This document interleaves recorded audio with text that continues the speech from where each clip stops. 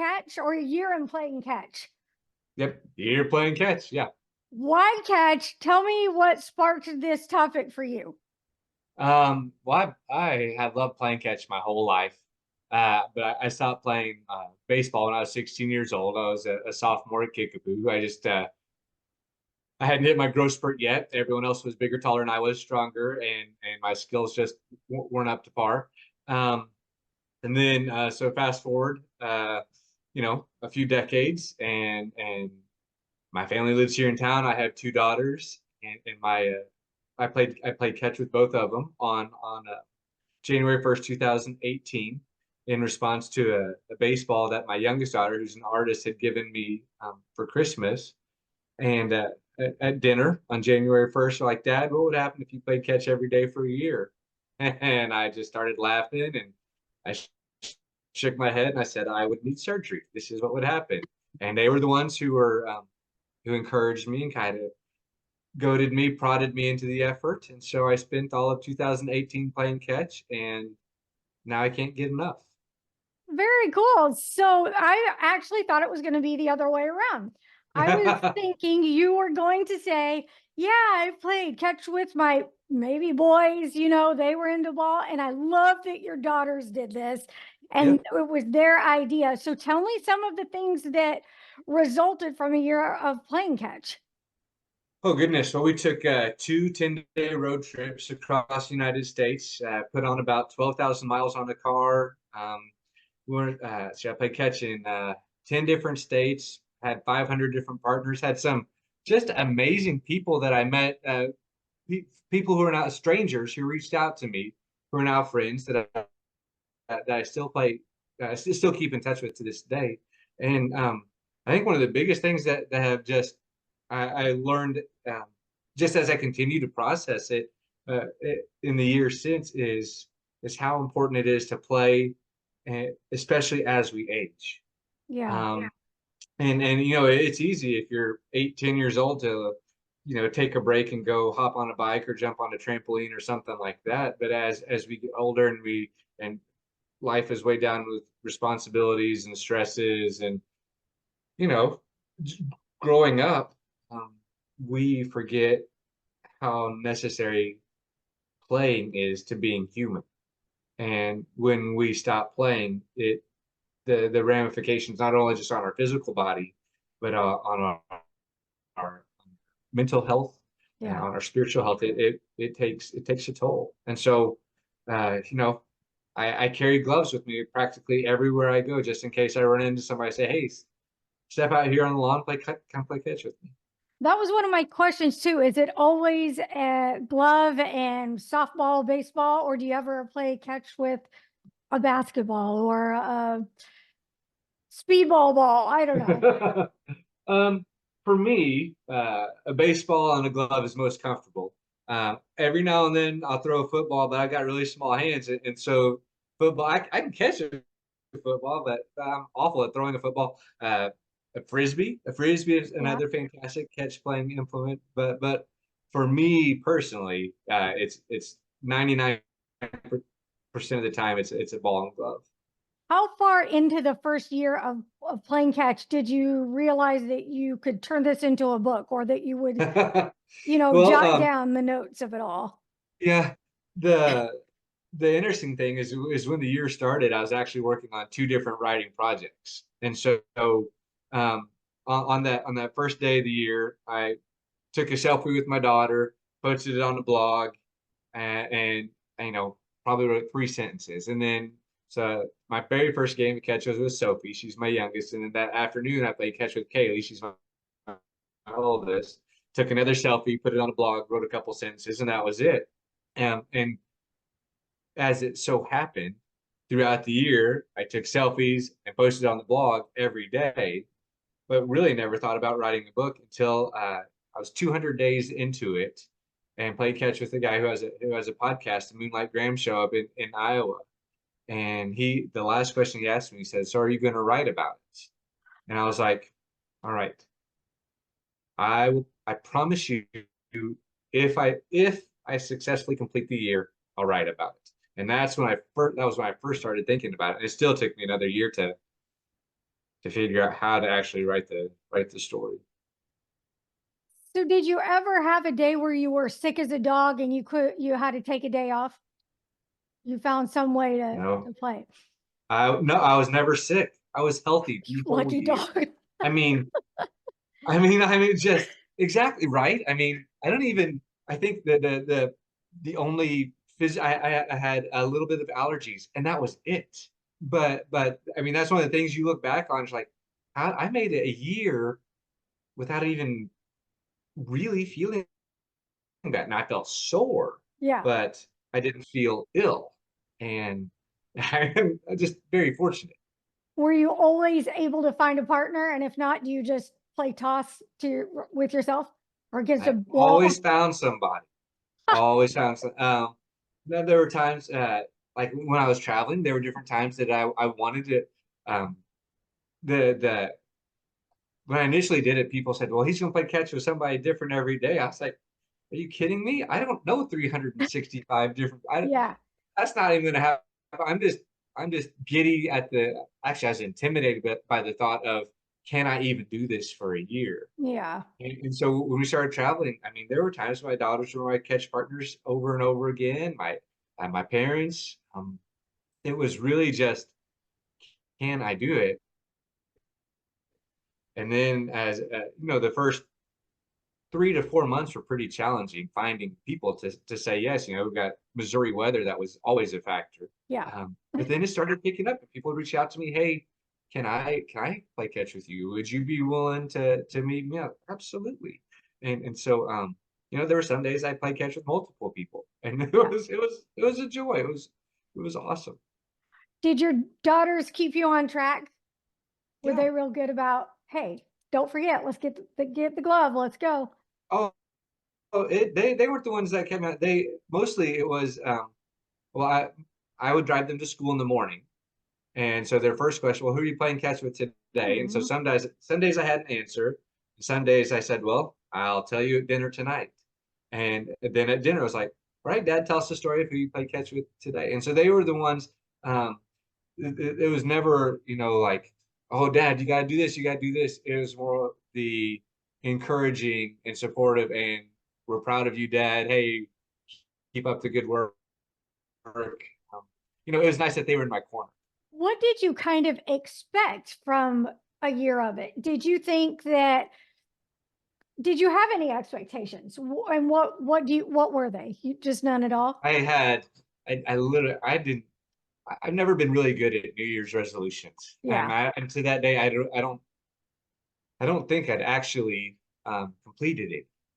And so, there was that thought in the back of my mind, can I even do this? Will I Yeah. get through? And I really did think, I was going to be injured or something would happen. I'd be like, well, it was a good try. Um, and so it took me a long time to think that, I got a chance of being successful. And then Mhm. to actually complete the year, I was, it was one of those, hey, look what I did, look what I can do. Yeah. I can, and so now that raised the expectations, and then just the wonder of meeting people along the way. How long has the streak been going for? I stopped, I started on January 1st, 2018, and then my daughters and I played catch on January 1st, 2019, right outside Kauffman Stadium in Kansas City. And then I took some time off because I thought I would need a break. Yeah. I thought to be healthy, and this kind of stuff. And I started missing it immediately. And so I would play catch like once a week, or regularly, much more regularly than I ever did before. Um, but then just this last December, there have been people who've taken up the cause and the challenge across the country, and cheering them on and encouraging, and reading their stories and seeing the experiences that they're having. I was like, I'm going to do it again. So starting January 1st this year, I've been going 65 days strong. Good. Congratulations. That's really neat. What has been one of the most valuable? It sounds like you've got several valuable takeaways, but what's one of the most valuable to you? Okay. Um, there are so many. Um, I say off the top of it is the opportunity to connect with someone face to face Mm-hmm. and have a shared experience. And it's an experience that builds trust, that develops empathy, and that gives you the chance to strengthen a relationship apart from judgment. And I think there are people who are hesitant to play catch with me because they think, well, I don't throw very good, or I'm going to drop the ball, or they're quick to judge themselves and their ability, whether regardless of the experience that they had. And and so when I meet someone to play catch, if they're new, especially if they don't know them, is I want them to trust that I'm not there to hurt them. That I have known I'm not going to throw the ball as hard as I can Yeah. to hurt you.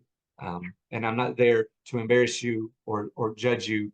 If you make a bad throw, the very first thing I'll say is, you know what? I still make bad throws too. It's Yeah. part of it. And my goal when we're done is that you feel encouraged and that you feel like you've had just that little bit of a break and you can go on and face whatever's next with a little bit of joy. Yeah, that is a great one. And I think you're right. Sports can be very intimidating, but I think it's also a fantastic confidence builder. And you can get some self esteem Yeah. going when you've got someone that's willing to take the time and connect with you. So, what are some of the Yeah. amazing conversations that you had when you played catch every day? You can't even imagine what the neat part and the humbling part is. It seems to be an activity that does build trust, and so those walls that we are quick to build up or put up, or those masks that we wear to keep people at a distance, are quickly put aside. So you get people who say, well, did you know that I'm a cancer survivor? Or people who say, I recently lost someone in my family and this is actually therapeutic for me. And just it is stories that literally run the breadth and depth of the human experience.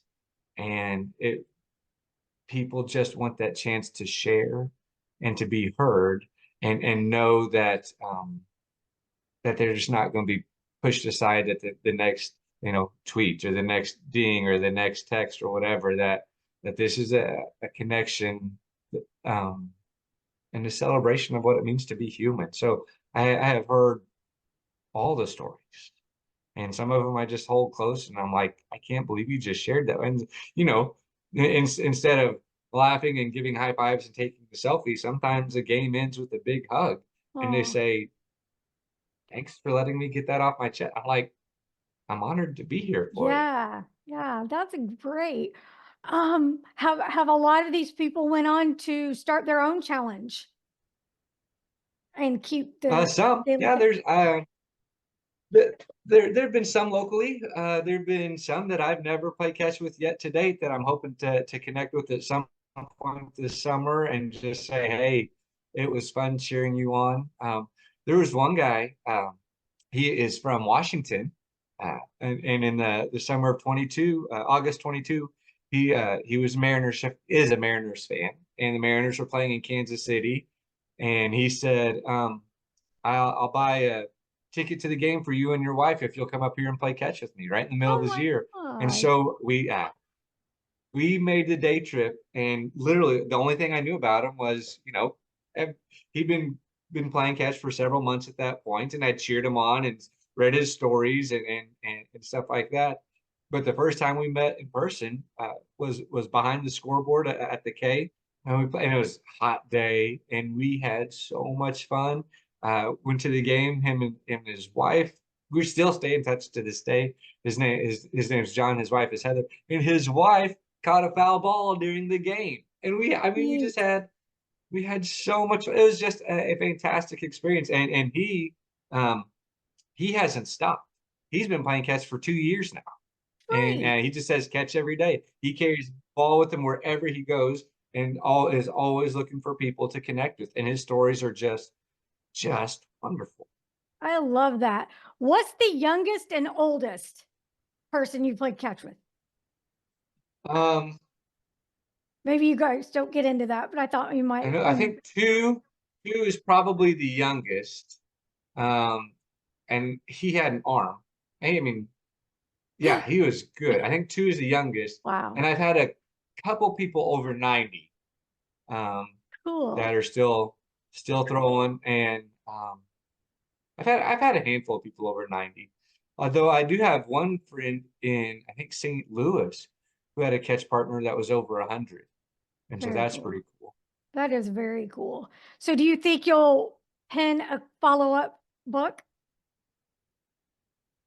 I'm not going to put any pressure on myself to do that. Good. No, you I shouldn't. really, I mean, I'm enjoying the experience, Yeah. and really, it's 2024 is set up to be a pretty stressful year with it being an election year and everything, and our nerves are on edge, and we seem to be culturally quick to be angry and judgmental, and so I am doing everything I can this year to get literally as many people as I can to play catch. And it is just an activity that brings people together, that encourages trust. And I think we need that literally from coast to coast.